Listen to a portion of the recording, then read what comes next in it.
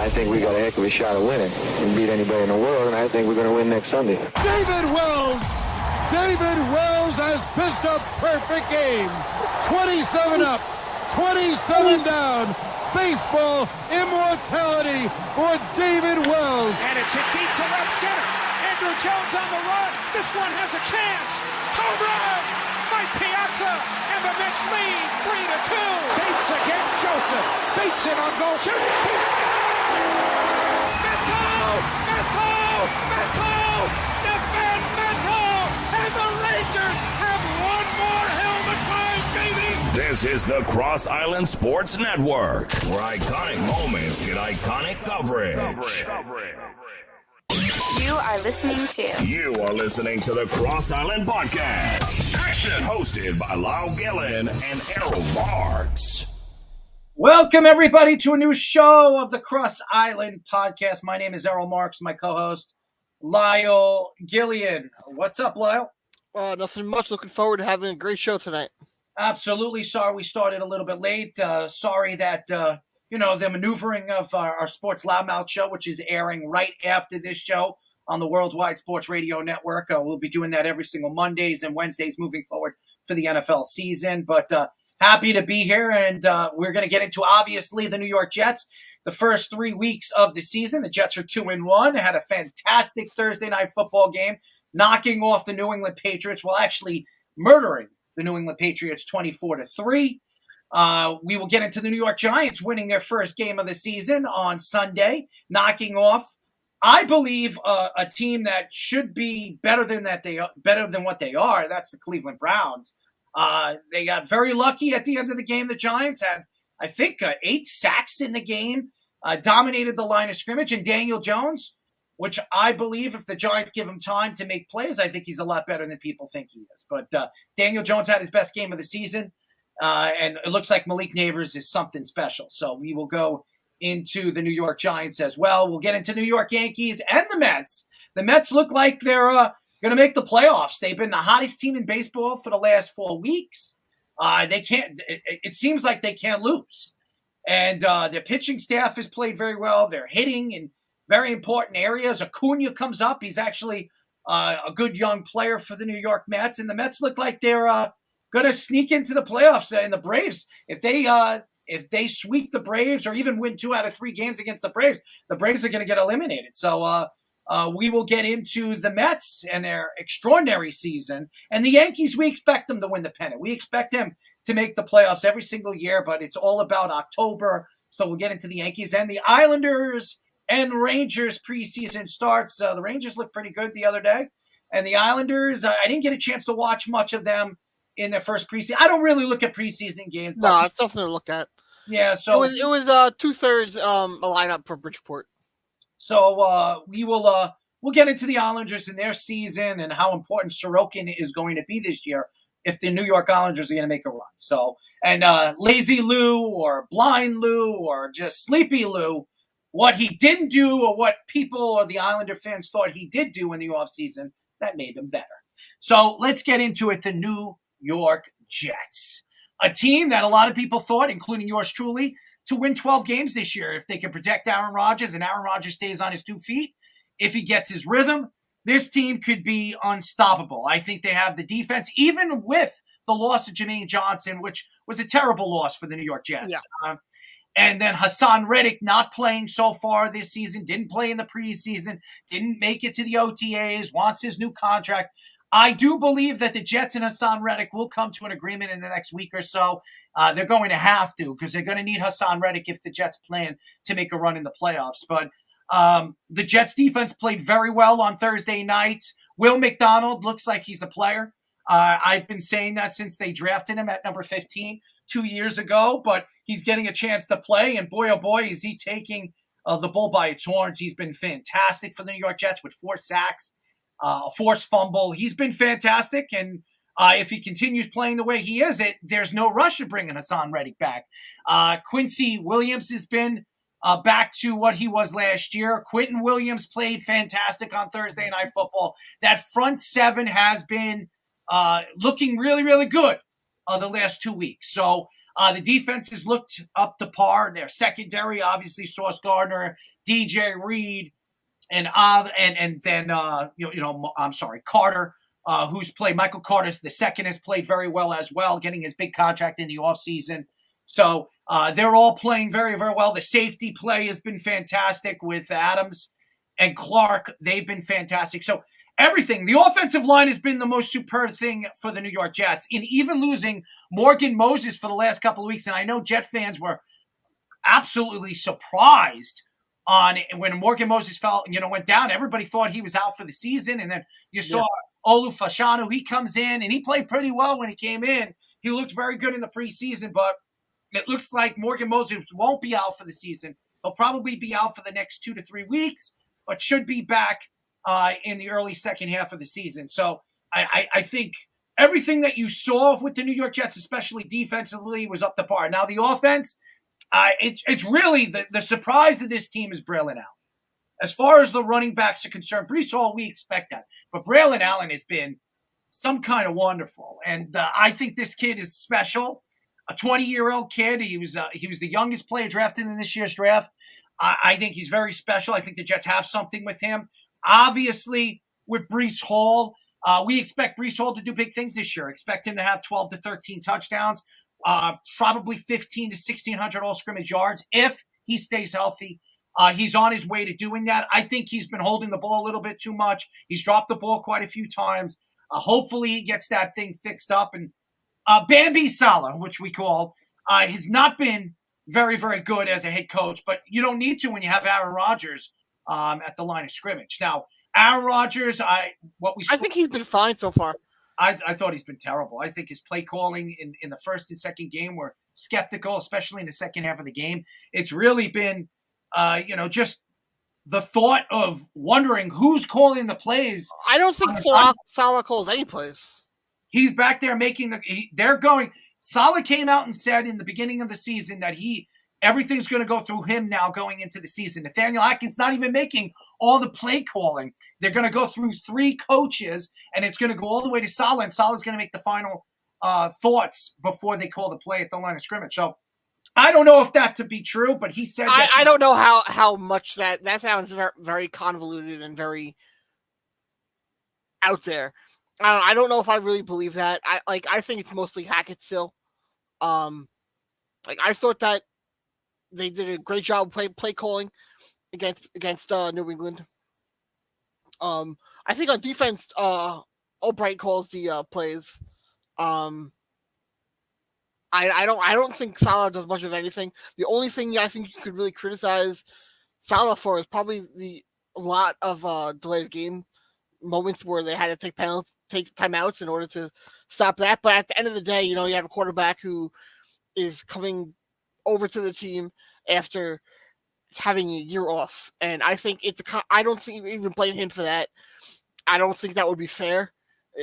There were a few instances where you heard Rodgers telling players to get into correct positions. He was most notably him yelling at Garrett Wilson to get set.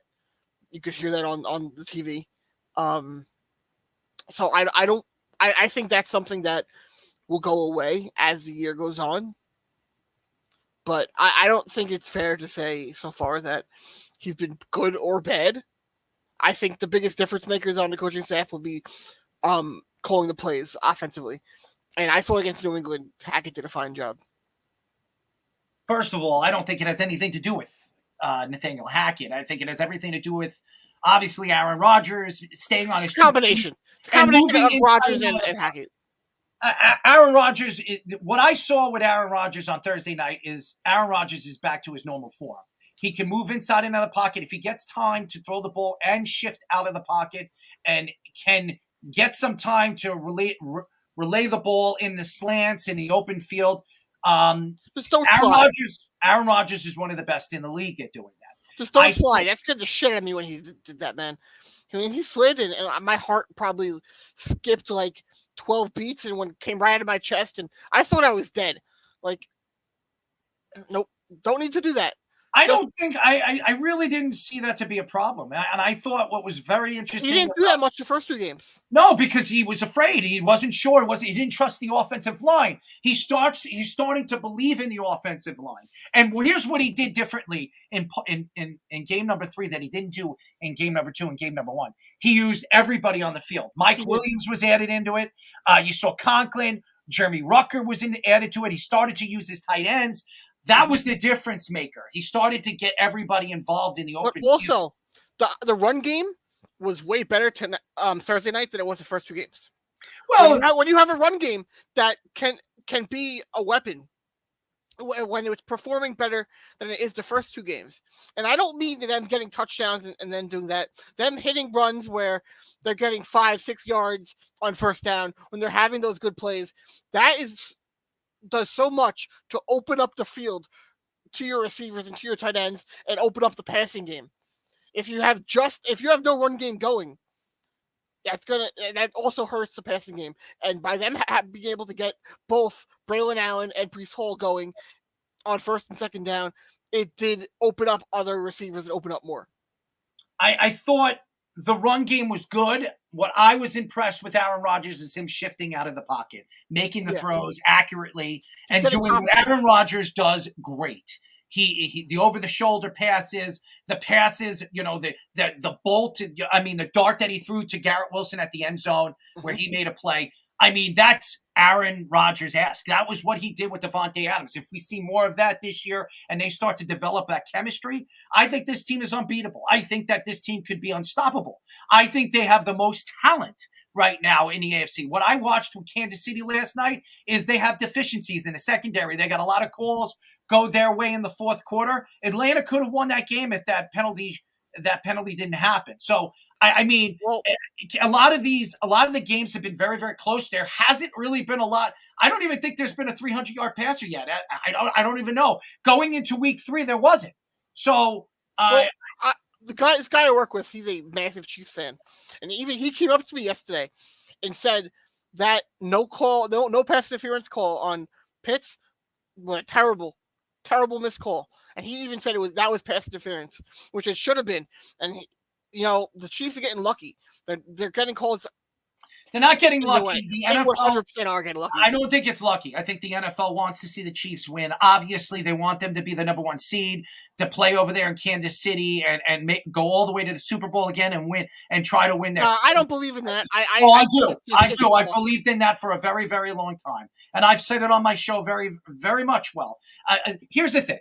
Taylor Swift is the biggest rock star right now in the industry. She's bringing in new fans to go and watch football. And I think the same thing with her getting involved with the obviously the presidency election. And I don't want to get into politics, but it's true. She put her name out there, and now everybody's eyes are locked in, especially the younger crowd, the younger fan is looking into the presidency election. So obviously it's a big story. And the NFL loves when superstars like Taylor Swift are involved. They're going to games. They're showing their faces at the games. It brings new fans. It brings in new equity of the NFL. Now, what I'm looking at and what I've been watching with the New York Jets is growth. I love this offensive line. And even losing Morgan Moses for a couple weeks, they didn't lose him for the season. That's something that was different from last year. When somebody went down, when Elijah Vera Tucker went down in Denver, he was out for the season. When the Jets had more rotations of the offensive line than any team in football last year. Yeah. They had 16 rotations all season long, which is by far the most in the NFL. If they stay healthy this year. And I always believed that Olu Fashanu was going to take over that right tackle job. And he might even take over the left tackle job before the season's end because Smith never stays fully healthy. I would believe that way more than if he took over the right tackle for the full season. I think it's way more likely that in the first playoff game, if the Jets make it that far, that Fashanu is playing left tackle over right tackle. I don't, because if Smith is healthy, he is. I think it's way more likely that he won't be than Morgan. Smith looked as healthy as any offensive lineman on this squad. He has, but you know what? You go look. And one of the reasons why Aaron Rodgers hasn't been sacked a lot all season long in the first 3 games is really because of Smith and protecting his blind side. This guy is one of the great offensive tackles we've seen in the last 15 years. 100%, but he doesn't stay healthy. So I can't trust him until he does. Well, he was healthy for 13, 14 games last year. No, 4. No, he played for 13 or 14 games last year. Go look it up. He played a lot of games last year. Last year, he actually stayed healthy enough where I thought he was very impressive for the Cowboys. And look at the Cowboys' offensive line problems and woes they've had this year without Smith, without a guy like that on the left side of the offensive line. I think Smith has been very impressive. I think the whole offensive line has been sensational. I think they're a top 5, top 6 offensive line right now in football. They've kept Aaron Rodgers safe. And if Aaron Rodgers stays safe and he can stay on his 2 feet, who's going to stop them? Because they have the ability, they have players, they have playmakers in the open field. They're played sensational. And now you're getting everybody involved. Even Mike Williams started to play pretty well in game number 3. If they could get Mike Williams 5 to 6 looks with 70 to 80 yards every single game, I mean, the Jets have something. It was the year before that. Last year he played 4.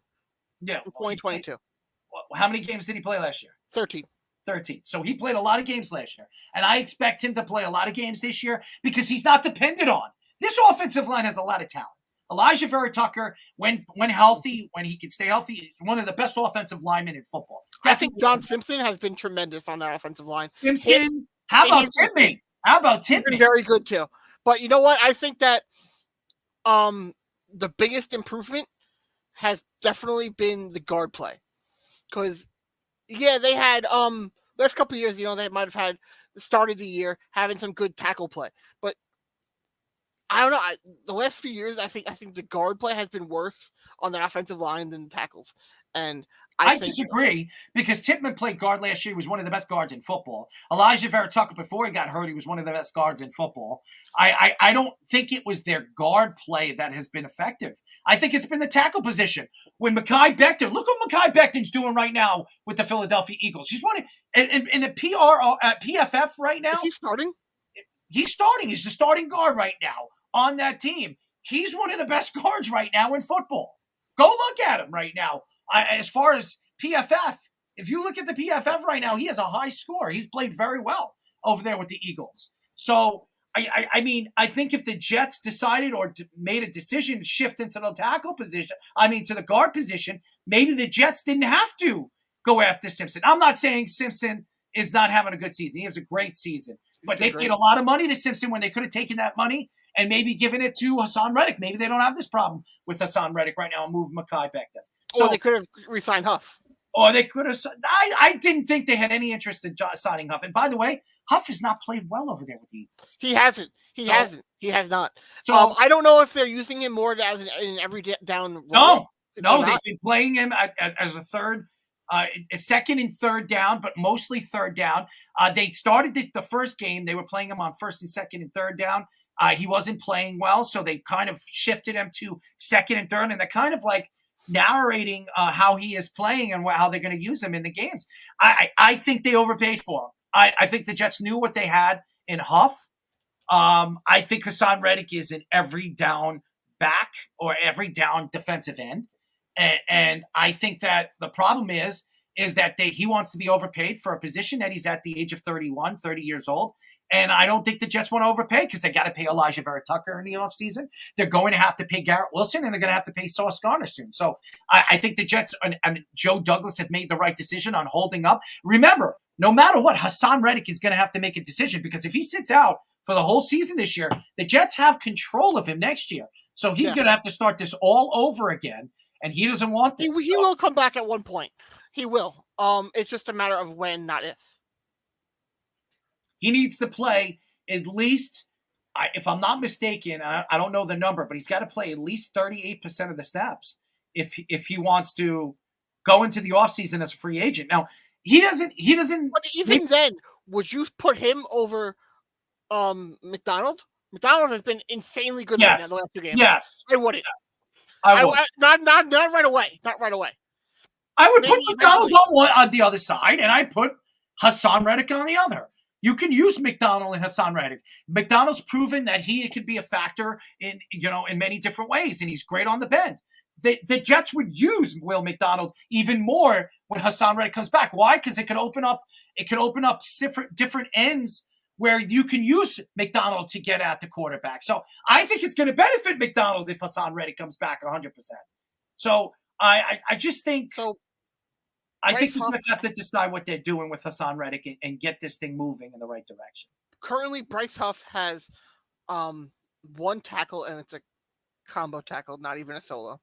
That's it. That's all he got for the year. I think it's going to turn out very bad for the Eagles. And not that I don't like Bryce Huff.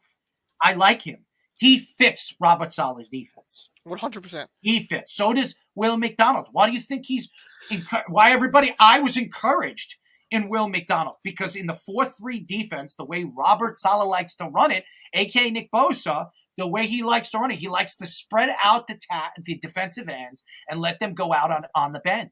Use speed at the ends to get at the quarterback. And that's exactly what he's doing with Will McDonald. He's very fast. He's undersized when it comes to weight, but it doesn't matter when he's fast on the ends. And if the Jets are giving and clogging up the middle, which they did against the New England Patriots, that's the New England Patriots' strength all season long, was running Rashad Stevenson. It's different now. And I think that you can see the difference in the Jets defense. If they can clog up the middle and stop a run, I think the Jets defense is as good as anybody's in football. And they proved it. I don't see why the Jets defense wouldn't be as good as anyone in football. They really didn't change anything except the defensive line a little bit. The run defense was horrible last year. It's got to be. It was, yeah. But I think that, first off, I think Sherwood did a tremendous job against the Patriots. I think he was great playing in that role, filling in for Mosley. I had no problem with how they played against the Patriots. But I do want to stop. I do want to step back and take a look and not jump to a conclusion right off the bat off that game. I know the Patriots, they had two solid performances, week 1, week 2. But I don't want to sit here and say, oh yeah, it's all perfect, all great.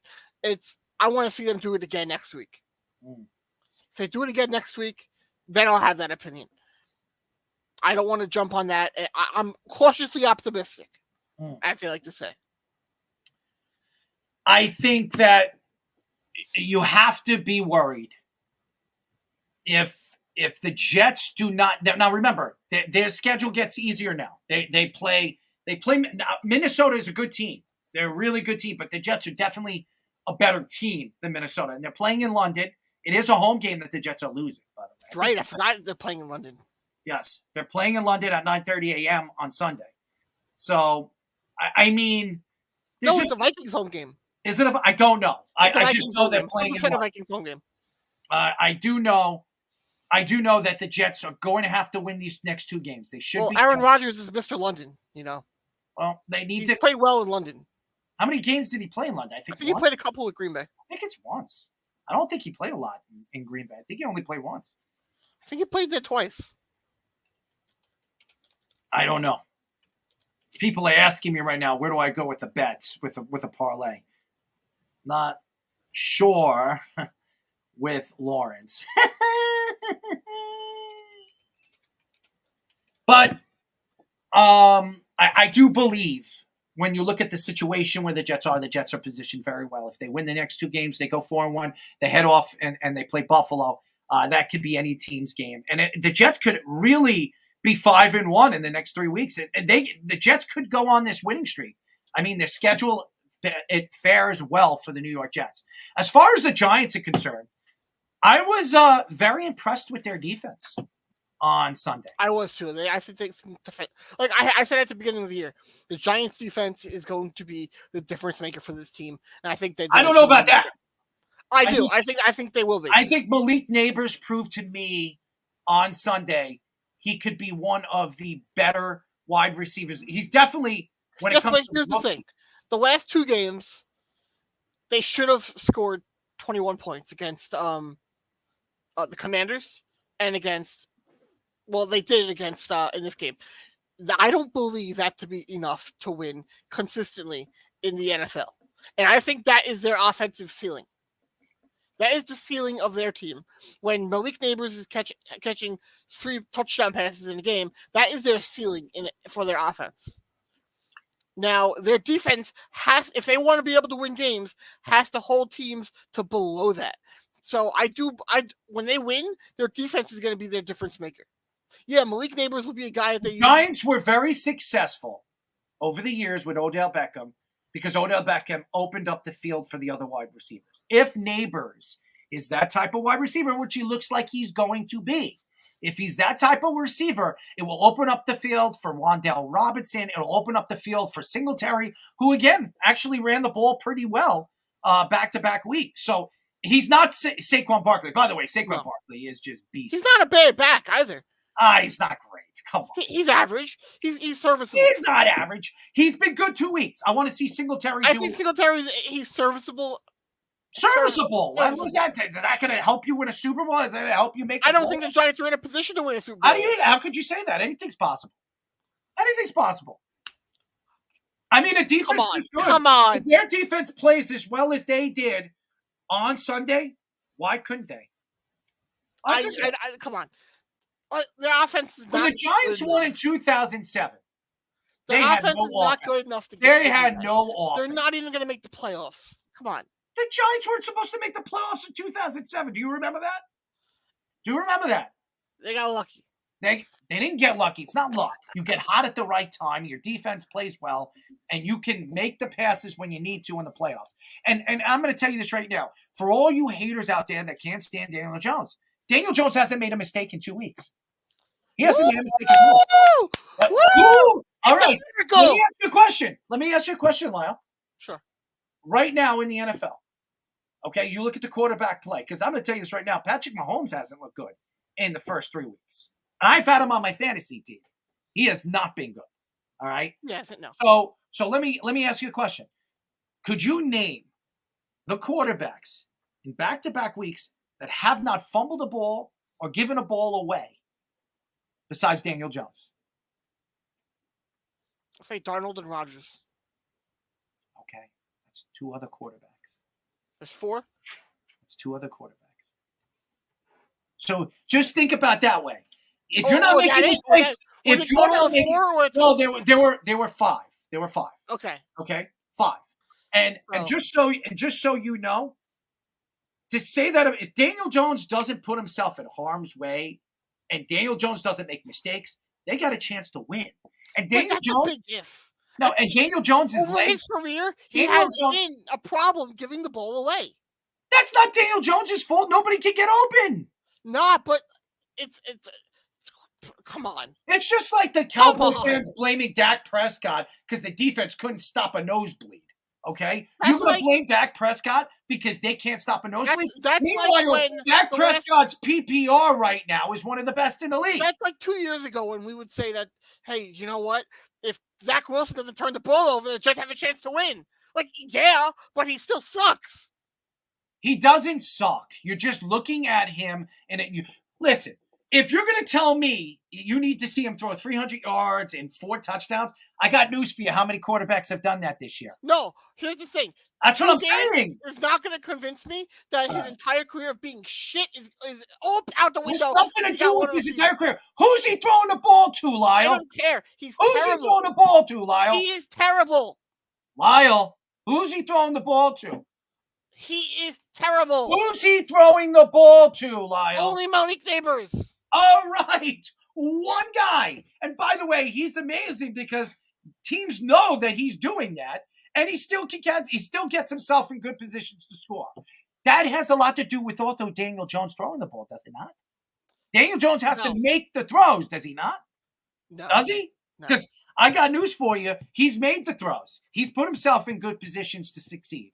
Now, is Daniel Jones a world beater? Not many quarterbacks this year have been world beaters. I mean, look at Trevor Lawrence. Daniel Jones, he's been horrific. He just got a $275 million extension. He played the Commanders, who are not very good. They're going to finish last in their division. Okay? They might have they might have some good spots here and there. But they're going to finish last in their division. They might even have a top 5 pick again. That's nothing to brag about for that game. And then you want to look at the Browns, who we both said at the beginning, we could both agree, defensively and offensively, they definitely The Giants just they definitely underperformed this weekend. The Browns. Deshaun Watson has been terrible so far this entire year. Deshaun, yes. But their defense definitely is good enough to have been better that game. We could both agree with that. Now let me give you numbers on why I think people are a little too hard on Daniel Jones. You ready to hear these numbers? You're going to like this. Sure. All right, listen to this. Do you think Patrick Mahomes right now, on paper, is the best quarterback in the NFL? What do you mean by on? Do you think right now, if you were to say right now, who's the best quarterback in the NFL? It's Patrick Mahomes. Stop with it, the crap. Yeah. Okay. Patrick I know Mahomes, what you're going to say. So Patrick Mahomes this year has 659 yards, 5 touchdowns, 4 interceptions, and a 51.2 quarterback rating. Daniel Jones, 600 yards, 4 touchdowns, 2 interceptions, and a 52.3 quarterback rating. Who's better so far this year? Daniel Jones. He's played better than Patrick Mahomes. What's their record? What do you mean? That's a quarterback. That's one player. It's teamwork. Patrick Mahomes has a better team. Hold on. You can't sit here and say that and put that on teamwork. The quarterback gets all the glory when they do well, and he gets all the blame when they do bad. Are you going to tell me it's because of Daniel Jones that the defense the first 2 weeks played like shit? Excuse my language. I will say that, you know what? You're going to tell me that's Daniel Jones' fault? I will say that the offense should have been scoring more. Dude, Daniel Jones has been one of the best quarterbacks as far as statistics in football so far this year. If you look at right now, his numbers of consistency, he's been pretty good. I'm not saying he's the best. I'm not saying he's a top 10 quarterback. I'm saying he's a bottom 6 quarterback. I think he's 12, 13 right now in the league. No. Yeah. Actually not even close. I disagree with you. You know, I have a response, but it's not Twitter friendly, or YouTube friendly. Okay. So I can't say that. But you hate Daniel Jones for something. I think he sucks. I disagree with you. I think no, I can't say that either. Nope. I got to filter myself. Well, I disagree with you. I think Daniel Jones is a lot better than you think he is. I think he's I hate when people put this kid down. I hate. He ain't a kid. He's a kid, dude. He's almost 30. Dude, he's a kid. He's like, what, 27? 28? He's a kid, Lyle. And for you to put this kid down when he's been taking all the brunt of the crap of this New York Giant team, and by the way, this Giant team is not good, all right? It's not. I know, and the quarterback sucks. No, he doesn't suck. I just compared his numbers to Patrick Mahomes, and he's got better numbers than Pat. He's got better numbers than Pat. You know what? Patrick Mahomes struggling is still leading his team to victory. He's got a better team. Do you not get it? I understand that. Look at the talent he has around him. The defense is way better than the Giants' defense. Daniel Jones is 27. No way. He ain't a kid. You can't call him a kid anymore. He's a kid. Nope. He has past kid territory. Oh, stop. Once you pass 25 and you get towards 30, you are no longer... You are out of your damn mind. He is... No, I am in my mind. I can't be anywhere else. Let's finish up. Let's get into the Yankees and the Mets. I mean, I'll get into the Mets first because... Listen, I know if Josh is listening, I know he thinks that I hate the Mets. And I'm going to flat out say it. I have been impressed with them. I think they've done a great job. I think they have been managed very well. Manager of the year, I think. I think you could put that up there. The only thing... By the way, I was one of very few people that loved what they did at manager. Just so everybody knows. I don't think that Lindor is getting MVP. No, I don't. Some Mets fans think he is. He'll get nominated. Get fingers out of their ass. He'll get nominated. But when you have a guy, he's not beating Ohtani. He's not. He'll get nominated. But there is no way the only guy anybody who is beating a player who just for the first time ever had a 50-50 season. The only guy that you can compare his season to right now is Aaron Judge. He's the only one. Batting over 320 something, 55 home runs. And I'm going to say it. If they were in the same league, Ohtani still wins. I disagree. I know. It's great because Ohtani is a DH. This guy's an everyday player. He plays in the outfield. He's a 5-tool player. He shows up every day playing center field when it's not even his position. But see, here's the thing, though. He had the first ever 50-50 season. And that is why I think he would fine. be. He's a DH. He's a DH. This is an everyday player. But that's still a historic. Dude, we have so many baseball players, and we compared his season, even if Ohtani had a 50-50, and everyone said Aaron Judge has been more impressive than Ohtani's season. So I disagree with you completely. Completely. I don't think so. I think Ohtani Give me has this, Speedy. Give me this. Take your and phone then next year when he's going to be pitching too. What happened? And next year when he'll be pitching too. Dude, he's overrated as a pitcher. He always was. But here's the thing, though: if he's going 6 innings pitched, giving up three and a half ERA, he might not be a world beater, but those are still good numbers, better than a lot of other players in baseball. I don't think he's a world beater that could win the Cy Young. We're not even talking about Ohtani. We're talking about the Mets and what the Mets are doing right now. What are we talking about Ohtani for? Oh, if you were to ask me right now, who's the MVP of the league, it's Aaron Judge. You want to say Ohtani? Good. You take Ohtani, I'll take Judge. I'm taking the everyday player that plays in the outfield every single day, 9 innings, and does what he does. Okay? I'll take the guy who made history. Okay. Aaron Judge made history. The only player since Babe Ruth to hit over 320, over 50 home runs, and do it in the way he did it. Okay? So here's the thing. Ohtani is the only player ever, including Babe Ruth, that had a 50-50 season. Stop with the Ohtani thing. Ohtani has not had a better season than but you know what? Aaron Judge. I'm taking the side of a player who's not even on my team. I'm not taking. It has nothing to do with me. I don't know. You're wearing a Yankee hat. So what? Take it off and say it. If let me tell you something. I have been hard on the Yankees all effing season. I have been hard on the Yankees all season long. So I don't want to hear because I'm a Yankee fan. That's why I'm saying Aaron Judge. I'm speaking the truth. When you look at what Aaron Judge, this is a power hitter hitting over 320. He almost won the Triple Crown. Okay? For you to see why he can't win it over Ohtani. What do you mean? What do you mean? He can't win the Triple Crown. What are you talking about? Ohtani has none of the records that would beat him out for the Triple Crown. I don't know. He's not, he doesn't lead Aaron Judge in RBIs. He doesn't I think that's the only thing he would need to. He doesn't hit him. He doesn't lead him in batting average. The 3 big ones. Guess who leads in them? Aaron Judge. I don't know. Different league. It doesn't count. Stop. If you think Ohtani's had a better year than Aaron Judge, is ridiculous. It's ridiculous. This is an everyday player. You're out of your mind. Anyway. And Ohtani isn't? No, he's not. He's a DH. And he plays every game. He's a DH. Who plays every game. He doesn't play in the outfield. He just has to worry about one thing, hitting and stealing bases. Come on, guy. You're going to sit here.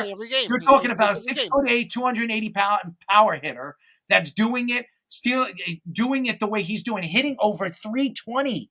320. And a guy who used to strike out a lot who doesn't. Sounds like you're in love. That's nothing. I'm telling you what I think. It has nothing to do with love. But anyways. As far as the Mets are concerned, they've been very impressive. I think they're the hottest team in baseball right now. I agree. I think what they did against the Phillies, taking 3 out of 4, I think that was very impressive. And even as a Nationals fan, they clobbered us. I think they scored 10 runs in 2 of the 3 games, but they swept us. I think they've done a great job. Been playing phenomenal baseball. I would say this. They've had good coaching. Acuna's come up. He's looked really, really good. Lindor's been hot really since the second half of the season, one of the hottest hitters in baseball. Alonso's not had a season that he had over the back, but he's still hitting over 30-some. I think he's got almost 40 home runs. He has, I think, over 100 RBIs. You expect that from Pete Alonso. And Pete Alonso still, if I were the Mets, I would make sure I re-sign him in the offseason and bring him back. I think he's gone. What happened? I think he's gone. I don't. I think they bring him, and I think they'll go after Soto. I think they're going to spend a lot of money this offseason. I have a feeling that they're going to go after Soto. hardcore and put Alonso, hey, we'll come back to you. I think Soto's going to take a long time to sign decide. Alonso first, and I think you won't see Soto sign until the end of Christmas. I think Soto will wait. I think it'll be past that. No, I think it'll be after Christmas. Because remember, baseball, past that. spring training starts early now. So I think it'll be a lot closer to spring training than to Christmas. I disagree. I think it'll be more to. I think it'll be like more. Bryce Harper when he signed just before. I don't think it'll be for the same reasons, but I think it'll be a lot closer to that time period than towards Christmas. It's just a gut feeling.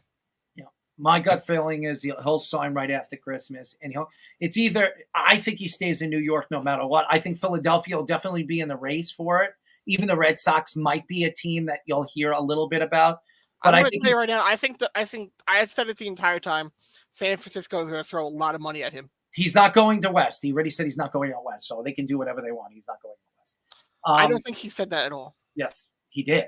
He said he doesn't want to be out West. He wants to stay east on the East Coast. And I do believe it's either going to be the Yankees and the Mets. I think that the Yankees will make a run for him. I do not believe they're going to pay him as much as the Mets, but he might decide, hey, I have a better chance of making a big career playing in Yankee Stadium. He's had the best year of his career right now in Yankee Stadium. His numbers show it. And if he stays in Yankee Stadium for the next 10 years, I mean, the guy could go down as one of the greatest players of all time. So I think that he will look at that. And if the Yankees offer him $50 million less, I think he'd choose the Yankees. But I think the Mets are going to overcharge. And I think the Mets will get him because they're willing to overpay for him. But I don't think he's the only one that the Mets are going to make a run for. I think they'll sign Pete Alonso, and I think they'll get another pitcher. So I think the Mets are going to spend over $1 billion this offseason. I don't think the Yankees are not going to put up a fight. I think the Yankees will put up a fight. But in the end, I think Mets will spend. I also wouldn't be shocked if a team comes out of nowhere and nobody's thinking of and goes after Soto. We'll see. That happens very often. As far as the Yankees are concerned, listen, I think they win the pennant. I thought that the Yankees were going to win the pennant. I told Yankee fans that they were going to win between 92 and 95 games. They're right on target for that. And that's where I think that the Yankees are. I think they're the best team in the American League. They'll have problems with Houston if they play Houston in the playoffs. They always do. I think if they they matched up against Cleveland or even Minnesota or any one of these guys, I think they're better than the Orioles. Still young. I think they're a year away from being as good as any team in baseball. I think they're a year away from that. But I think the Orioles are right there. I think they'll be, they'll make a run, but I think it's going to be the Yankees. I think the Yankees, if the Yankees get this pitching, this bullpen fixed up, and if they're putting Marcus Stroman in the bullpen, make sure that they situate the bullpen the way they need to with Schmidt and Marcus Stroman. I think the Yankees are going to make a run. I think Garrett Cole has been since he's come back, he's been one of the best second half away pitchers in baseball. His ERA is 2.68, I think, away. I think the Yankees should look at that. And Rodon, keep Rodon. He's been better away than he has been in Yankee Stadium. And decide what they're doing when it comes to who's going to be starting in the rotation at Yankee Stadium, whoever they play against. Now, if they win the pennant, they should win the pennant. They don't have to play in any of the wild card games. It puts them in a better position where it gives them an easier way to the World Series. So it's World Series or bust for the New York Yankees. I think that it's going to be Yankees or Guardians that come out of the AL. I don't think it'll be someone besides that. I don't think the Orioles are going to be good enough to beat either of those teams. I don't think the Royals could beat either of them. Mariners are a solid team, but I still don't think that they would be able to out of a series like that. Astros, I think they probably have the best chance to beat the Guardians or the Yankees, but I don't see it. They're not as good as they were. I'm worried about the Houston Astros. That's the only team I worry about. I think the Yankees are matched up very well against the Guardians. I think they match up very well against Kansas City and Baltimore. I think Baltimore's pitching has been horrendous in the second half. So unless the last month and a half, it's been really bad. They have to figure something out. And they're going to lose Burns in the offseason. He's probably going to the Mets. So, and I predict that's the first move the Mets are going to make in the offseason is they're gonna sign Burns. So that's something that I think is a no-brainer. Stearns is a guy that drafted him and he loves him, and I expect Burns to be a Met next year. So I think the NL is very interesting though for who comes out of there. There's a few teams that I could definitely picture. Dodgers and Padres, Brewers, Philly. They're all right there neck and neck with each other. And I can all picture just any of them coming out. And the Mets have been really red hot. And if they continue going red hot into the playoffs, it could be like 2015 again. Hey, listen, when it comes to baseball, you cannot make a prediction of what's going to happen, who gets hot. As you saw Arizona and the Texas Rangers last year. I thought the Rangers were going all the way. I was right about that. I mean, that was just a hunch. Arizona, I thought, was going to be a dangerous team too. So and Arizona is dangerous too because they're making the playoffs again this year, and I think that roster has a lot more depth than people think. So, and the Padres are dangerous too, the way they've played. So, National League's interesting. Yes, I do not believe the Dodgers are going to the World Series as much as everybody thinks. Dodgers, Yankees, I do not. I think. Imagine the ticket prices for that. Holy crap!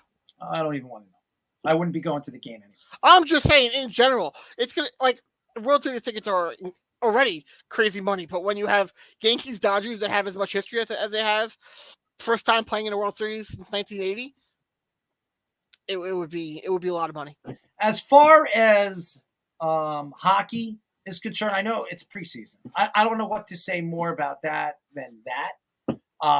Again, the Rangers are going to be as good as they were last year, maybe even better. I mean, they have a good bunch of young guys that they might call up early this season. The thing with the Rangers is, they have an older top six. Having Riley projected to be on the top line. Two of the best young prospects in hockey. Yeah, they're not in the top six. No, I know that, but they have two of the best. Yes, but they're not. They're not currently projected to be on the roster. Okay. So you can't count them as being part of it if they're not projected to be on the roster. All right. And as far as the Islanders are concerned, it's all about Sorokin. If Sorokin plays like he did last year, the Islanders don't have a chance.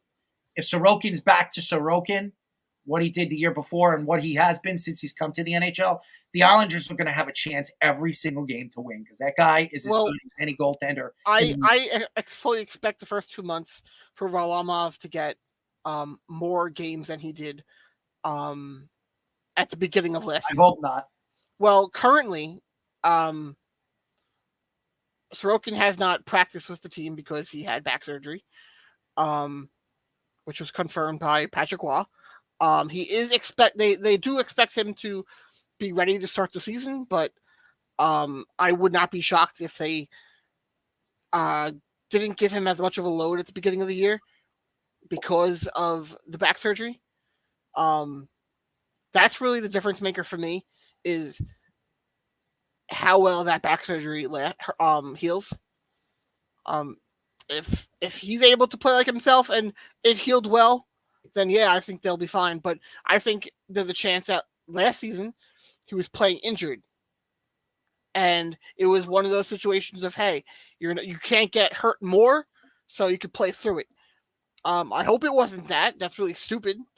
But it's not a great way to start off an 8-year contract with your franchise goaltender. Well, I think he'll be fine. I think this will be a comeback year for him, and I think he'll make a run. I hope so. For goalie of the year again. I think he's one of the best goalies in the league, not because I'm an Islander guy, just because I've seen what he can do and what he is all about. You look at, though, I think the additions of Siplikov and Duclair are going to be huge. I'm not a big Duclair fan. I don't think he's the guy who you can take it and Lou paid him a lot of money. He's another overpaid player that if he doesn't show up, he's not worth the money they gave him. I don't think he's a guy who's a top line left wing, but he's definitely an upgrade over what they currently have. He's better than Lee. He's better than whoever would have played on the fourth line. He has a lot of speed. He has assets to be able to succeed playing with Barzal and Horvat. So I do think it is an upgrade. It's not a player you're going to come get in who's going to be a world-class superstar, but he might be able to put 25 to 30 in and get 55 to 60 points, which is a massive upgrade compared to last season. The team last season did not need to get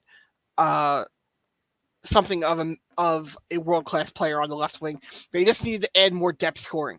And if you add the goals that Siplikov could score and Duclair could score, I've said it before in the show, if you be friendly and give them a total of 40, maybe 25 and 15, which is very realistic, and compare it to last year's goals for standings, they would rank 6th in the league. So that is huge, really. And if you compare them to teams that were up there at the top, and you compare the bottom 6 that the Islanders had to other teams, the bottom 6 did not produce enough. So I think currently the projection of having Lee playing with Pajot again, and maybe Siplikov playing with Nelson and Palmieri, that could be a very good middle 6, which they really need to upgrade. Well, we'll see what happens. I appreciate it. I appreciate being on your show again. And, yep. And some news starting next Tuesday will be going live at on Tuesdays. Yes. At 7 or 6. Whatever you want. We'll talk about it. But okay. So stay tuned on the time. But starting next week, we'll be live on Tuesday nights. Yes, we will. All right, boys, or boy, or us. How's that? We'll be back next week. Great show, and I hope everybody enjoyed it. Check us out on Twitter, Facebook, all the social media platforms that we're on, and we'll be back next week. Cross Island Podcast. I'm Errol Marks and Lyle Gillian saying good night. We'll talk to you then. Good night, everybody.